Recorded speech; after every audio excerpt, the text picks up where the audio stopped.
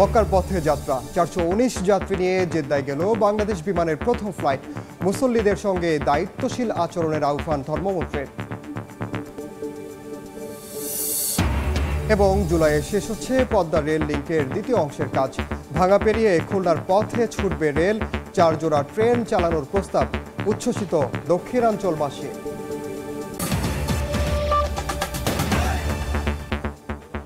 বাংলার সময়ের সঙ্গে আছি আমি ওমর ইনাম। চট্টগ্রামের কর্ণফুলী নদীতে আছড়ে পড়ল বিমান বাহিনীর প্রশিক্ষণ বিমান। প্যারাশুট দিয়ে 2 পাইলট নেমে এলেও স্কোয়াড্রন লিডার অসীম জাওয়াদ মারা গেছেন, আর উইং কমান্ডার সুহান জহুরুল হক সিএমএইচে চিকিৎসাধীন। দুর্ঘটনা কবলিত বিমানটি উদ্ধারে চলছে অভিযান। ওরা প্যারাশুট দিয়ে বাম দিয়ে বাইরে গেছে, বাইরে এরা পানিতে পড়ে গেছে। তারপরে এখানে 11 নম্বর ঘাটে সাম্পান আছে, ওরা যায় লোকগুলা উদ্ধার করছে। না, আমার সাথে সাথে প্লেনটা 1 সেকেন্ডও লাগে না, প্লেনটা নদীতে পড়ে গেছে। সবুজ বয়ের পাশে বিমানটা অ্যাক্সিডেন্ট হয়েছে। একটু করে বয়ের ফেসও পড়ছে, একটু করে ফেসও পড়ছে বিমানটি। এটা আরেকটু যদি টাইমিংয়ে মিলতো তাহলে একটা যাত্রীবাহী শিপকেও অ্যাক্সিডেন্ট করতে হয়তো। আল্লাহ উদ্ধার করছে। আগুন লাগার কয়েক সেকেন্ড পরে বিমানটা এইদিকে মোড় করছে। এইদিকে মোড় করার পরে যে নীলবয়াটা আছে, নীলবয়ার সামনের অংশের মধ্যে সামনে যায় 2 ভাগ হয়ে গেছে। এটা মানে ব্লাস্ট হয়ে 2 ভাগ হওয়ার পরে এক অংশ পড়ছে দেখি সামনে, আর এক অংশ পড়ছে দেখি পিছনে। আইসব্যাগ থেকে জানানো হয় প্রশিক্ষণ বিমানটি যান্ত্রিক ত্রুটির কারণে চট্টগ্রামের পতেঙ্গায় দুর্ঘটনা ঘটে। এদিকে দুর্ঘটনার খবর পেয়ে বিমান বাহিনী, নৌবাহিনী এবং ফায়ার সার্ভিসের দলগুলো ছুটে এসে উদ্ধার তৎপরতা শুরু করে। বিধ্বস্ত বিমানটিকে খুঁজতে কর্ণফুলী নদীতে তল্লাশি চালালে দুর্ঘটনার কয়েক ঘন্টা পেরিয়ে গেলেও এখনো শনাক্ত করা হয়নি। এদিকে দুর্ঘটনার পর বন্দরের জাহাজ চলাচল কিছু সময়ের জন্য বন্ধ ছিল।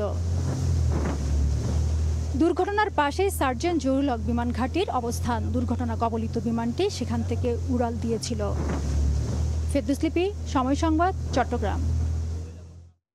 দুর্ঘটনা কবলিত বিমান উদ্ধার অভিযানের সবশেষ খবর জানাতে এই মুহূর্তে চট্টগ্রামের কর্ণফুলী নদীর মোহনায় আছেন সহকর্মী কমল দে। সরাসরি যাচ্ছি তার কাছে। কমল, প্রশিক্ষণ বিমান বিধ্বস্ত হওয়ার ঘটনায় নিহত স্কোয়াড্রন লিডার আসিম জাওয়াদের মরদেহ তার পরিবারের কাছে হস্তান্তরের প্রক্রিয়া নেওয়া হয়েছে বলে আমরা জানতে পেরেছি। তারা করছিলেন শেষ মুহূর্ত পর্যন্ত বিমানটিকে রক্ষা করার জন্য 2 বৈমানিক, উইং কমান্ডার সোহান এবং স্কোয়াড্রন লিডার আসিম জাওয়াদ। তারা কিন্তু শেষ মুহূর্তে চেষ্টা করেছেন, তারা ব্যর্থ হয়। বিমানটি ঠিক বিধ্বস্ত হওয়ার আগ মুহূর্তে তারা প্যারাশুট দিয়ে লাফিয়ে পড়ে, ঠিক এই অংশের মধ্যে লাফিয়ে পড়েছিল এবং তারা নদীতে এসে পড়ে স্থানীয় লোকজন তাদেরকে উদ্ধার করেছে। উদ্ধার করে নিয়ে যাওয়ার পরে কিন্তু আসিম জাওয়াদকে মৃত ঘোষণা করা হয়েছে। সোহানকে চিকিৎসা দেওয়া হচ্ছে সম্মানিত সামরিক হাসপাতালে। আর যাতে যে বিমানের যে ভাঙা অংশগুলো সেটা কিন্তু তদন্ত কাজও লাগবে। এই দুর্ঘটনা কেন ঘটেছে, আগামীতে প্রতিরোধমূলক ব্যবস্থা কি নিতে হবে সেটি পাওয়া যাবে কিন্তু এই বিমানটি উদ্ধার অংশ থেকে। যেখানে নৌবাহিনী চেষ্টা করছে, আপ্রাণ চেষ্টা চালিয়ে যাচ্ছে এই ঝুঁকি নিয়েও তারা, কারণ যারা একটি বিপদসংকুল এলাকা, কর্ণফুলী নদী এবং বঙ্গোপসাগরের মোহনা হওয়ায় এখানে তীব্র ঢেউ রয়েছে, স্রোত রয়েছে। তাই এর মাঝে নৌবাহিনী চেষ্টা করছে বিমানের ভাঙা অংশ দুটি উদ্ধার করার জন্য। তো এখন পর্যন্ত আমার কাছে ছিল আজকে সকালে যে বিমান দুর্ঘটনা, সেই দুর্ঘটনায় স্কোয়াড্রন লিডার আসিম জাওয়াদকে মৃত ঘোষণা করা হয়েছে। তার পোস্টমর্টম সম্পন্ন হয়েছে, পরিবারের কাছে হস্তান্তরের প্রক্রিয়া চলছে। অপরদিকে বিমানের ভাঙা অংশগুলো উদ্ধারের জন্য নৌবাহিনীর চেষ্টা চালিয়ে যাচ্ছে।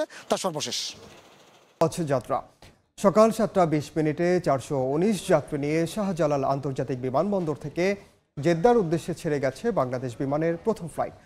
উদ্বোধনী অনুষ্ঠানে ধর্মমন্ত্রী জানান, হজ যাত্রীদের যাত্রা স্বস্তিদায়ক করতে সব ধরনের ব্যবস্থা নেওয়া হয়েছে। 2 টুকরো সাদা কাপড়ে নিজেকে ঢেকে আল্লাহর ঘরের দিকে যাত্রা। বাংলাদেশ মিকাত অর্থাৎ ইহরাম বাঁধার নির্দিষ্ট স্থান না হলেও মনের আকুতি নিয়ে ইহরাম বেঁধেছেন অনেকে। নিজেকে সঁপে দেওয়ার চূড়ান্ত নিয়তে রাসূলের শহরে যাত্রায় এ যেন এক মহা পবিত্র মিলন। হজের প্রথম দিনের যাত্রী হতে পেরে নিজেকে সৌভাগ্যবান মনে করছেন অনেকে। এটা মুসলিম জাহানের জন্য শান্তি নিয়ে আমার নিজের জন্য শান্তি।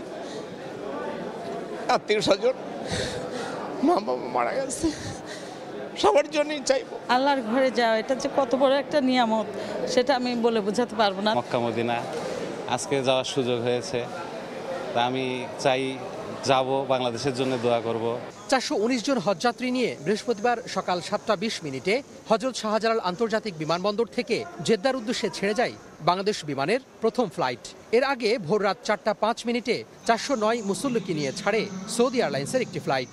প্রথম ফ্লাইটের উদ্বোধন উপলক্ষে আয়োজিত অনুষ্ঠানে ধর্ম প্রতিমন্ত্রী হজযাত্রীদের কোনো সমস্যা যেন না হয় তা দেখভালে নির্দেশনা দেন। অনেকেই আছে যারা জীবনে প্রথমবার বিমানে চড়ছেন, তাদেরকে সর্বোত্তমভাবে সাহায্য করতে হবে। কোনোভাবেই বিমান যাতায়াতের সময় সম্মানিত হজযাত্রীগণ কোনোরূপ অসহায়ত্ব বোধ না করে কিংবা অস্বস্তিতে না ভেঙে পড়ে সেদিক কিন্তু দৃষ্টি রাখতে হবে। অনেকেই আছেন যারা তিল তিল করে জমানো সঞ্চয় দিয়ে হজ করে থাকেন, তাদের আবেগ অনুভূতিকে সম্মান দেখাতে হবে। হজের মূল নিবন্ধনকারীদের মধ্যে এখনো প্রায় 30,000 যাত্রীর ভিসা না হলেও হাব বলছে এ বিষয়ে কোনো সমস্যার সৃষ্টি হবে না। নির্দিষ্ট সময়ের মধ্যেই সম্পন্ন হবে এবারের কার্যক্রম। ভিসার কোনো জটিলতা আর নাই এবং এ কারণে কোনো ফ্লাইট মিস হবে না, সকল ফ্লাইট ভালোভাবে যাবে। আগামী 10 জুন সবশেষ হজ ফ্লাইট দেশ ছাড়বে। এবছর বাংলাদেশ থেকে 85,257 জন মুসল্লির হজে যাওয়ার কথা রয়েছে। গত কয়েক বছর ধরে বাংলাদেশে হজের কার্যক্রম অনেকটা সুষ্ঠুভাবে সম্পন্ন হচ্ছে বলে মনে করেন হজযাত্রীরা। তবে হাজার হাজার মানুষের এই গণজমায়েতে কিছুটা চ্যালেঞ্জ থাকলেও সংশ্লিষ্ট দপ্তরগুলো বলছে সেটি মোকাবেলা করেই এবারের এই মহাসম্মেলন সফল করতে চান তারা। রাজধানীর আশকোনা হজ ক্যাম্প থেকে তোহা খান তামিম, সময় সংবাদ, ঢাকা। খুলনা থেকে এবার রেলে চড়ে মাত্র 3 থেকে 3.5 ঘন্টায় পৌঁছানো যাবে ঢাকায়। আগামী জুলাই মাসে পদ্মা রেল লিঙ্কের দ্বিতীয় অংশের কাজ শেষ হওয়ার পর নতুন রুটে যাত্রা করবে ট্রেন। পদ্মা সেতুর ওপর দিয়ে এখন নিয়মিত চলছে রেল। পদ্মা রেল লিঙ্কের প্রথম ফেজে ঢাকা থেকে ভাঙা পর্যন্ত ট্রেন চলছে। এদিকে পদ্মা রেল লিঙ্কের দ্বিতীয় ফেজের কাজ এখন প্রায় শেষ পর্যায়ে। আগামী জুলাই মাসে কাজ শেষে উন্মুক্ত করে দেয়া হবে ঢাকা থেকে যশোর পর্যন্ত পুরো পদ্মা রেল লিঙ্ক। ফলে খুলনা থেকে ঢাকার দূরত্ব 367 কিলোমিটার থেকে কমে হবে 172 কিলোমিটার। নতুন এই রুটে রেল চালানোর জন্য প্রস্তুতি নিতে শুরু করেছে রেল বিভাগ। এরই মধ্যে রেলওয়ে পশ্চিমাঞ্চল থেকে নতুন রুটের রেলের যাত্রা নিয়ে পাঠানো হয়েছে প্রস্তাবনা। সে অনুযায়ী সুন্দরবন এক্সপ্রেস, চিত্রা এক্সপ্রেস সহ খুলনা থেকে পদ্মা সেতু হয়ে প্রতিদিন 4 জোড়া ট্রেন যাবে ঢাকায়। সর্বনিম্ন ভাড়া নির্ধারণ করা হয়েছে 550 টাকা। 3.5 ঘন্টায় যাওয়া যায়, এটা একটা আলাদিনের চেরাগের মতন একটা সার্বিক ব্যবস্থা আমরা আমাদের অনুকূলে রেখেছি, আমরা প্রস্তুত আছি। খুলনা থেকে বর্তমানে রাজধানীর উদ্দেশ্যে প্রতিদিন 2টি আন্তনগর ট্রেন ছেড়ে যায়। রেলওয়ে সূত্র বলছে যাচাই বাছাই শেষে রেল চলাচলের এই প্রস্তাবনা চূড়ান্ত করা হবে, যার অপেক্ষায় পুরো দক্ষিণাঞ্চলবাসী। আব্দুল্লাহ আল মামুন রুবেল, সময় সংবাদ, খুলনা। চলতি মৌসুমে সাতক্ষীরা থেকে বিষমুক্ত পাকা আম বাজারজাত শুরু হলো। জেলা প্রশাসন ও কৃষি বিভাগ যৌথভাবে বোম্বাই, গোলাপখাস, গোপালভোগ, বৈশাখী সহ স্থানীয় জাতের পাকা আম বাজারজাতকরণের উদ্বোধন করে। দীর্ঘ পরিচর্যা শেষে ফল বিক্রিতে ব্যস্ত সময় কাটাচ্ছেন বাগানের শ্রমিক ও মালিকরা। এবছর সাতক্ষীরায় আম উৎপাদনের লক্ষ্যমাত্রা ধরা হয়েছে 50,000 মেট্রিক টন। দেখছেন বাংলার সময়। চট্টগ্রামে কর্ণফুলী নদী দখল ও দূষণমুক্ত করতে ব্যতিক্রমী এক সাম্পান শোভাযাত্রা অনুষ্ঠিত হয়েছে। এই কর্মসূচিতে সাম্পান নিয়ে অংশগ্রহণ করেছে 300-র বেশি সাম্পান মাছি। অচিরেই কর্ণফুলীর 2 পাড়ে অবৈধ দখলদারদের উচ্ছেদের দাবি আন্দোলনকারীদের। বিস্তারিত পার্থপ্রতিম বিশ্বাসের রিপোর্টে। একসঙ্গে এতগুলো সাম্পান নিয়ে কর্ণফুলী নদীতে মাঝিদের এই শোভাযাত্রা কোনো খেলার অংশ নয়, দখল ও দূষণ থেকে নদীকে বাঁচাতে ব্যতিক্রমী এক কর্মসূচি।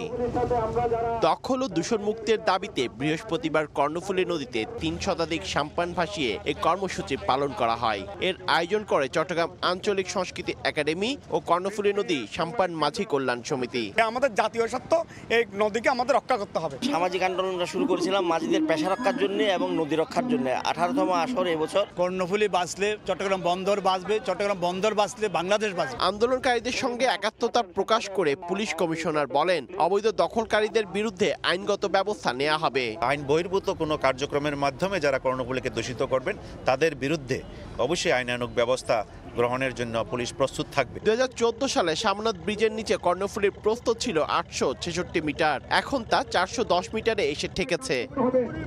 পার্থপ্রতিম বিশ্বাস, সময় সংবাদ, চট্টগ্রাম। এই ছিল বাংলার সময়। সন্ধ্যার সময়ের সঙ্গে থাকবেন সহকর্মী সজল মিত্র রিচার্ড।